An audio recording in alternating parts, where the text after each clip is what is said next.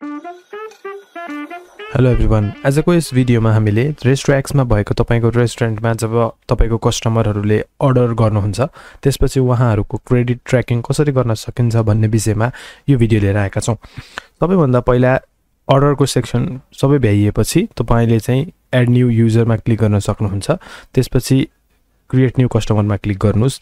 अब यसपछि चाहिँ तपाईले इम्पोर्ट फ्रम कन्ट्याक्ट भन्ने अप्सन पनि हुन्छ अथवा कस्टमरको फुल नेम पनि राख्न सक्नुहुन्छ।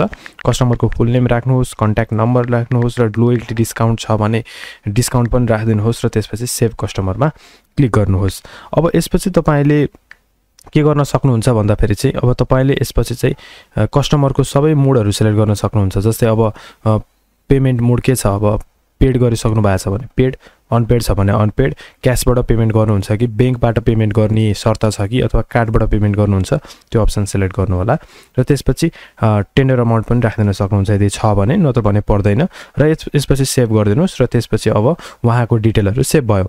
अब यो ट्र्याक गर्नको लागि कहाँबाट सकिन्छ भन्दाखेरि म्यानेजमा क्लिक गर्नुपर्ने हुन्छ र त्यसपछि तपाईले कस्टमरमा क्लिक गर्नुपर्ने हुन्छ र यसपछि तपाईले अघि सेभ गर्नुभएको कस्टमरमा क्लिक गर्नुस्। यसपछि उहाँको सबै डिटेल आउनेछ र यदि पेमेन्ट गरिसक्नु भएको छ भने ट्रान्ज्याक्सन सेक्सनमा पेमेन्ट भनेर आउनेछ।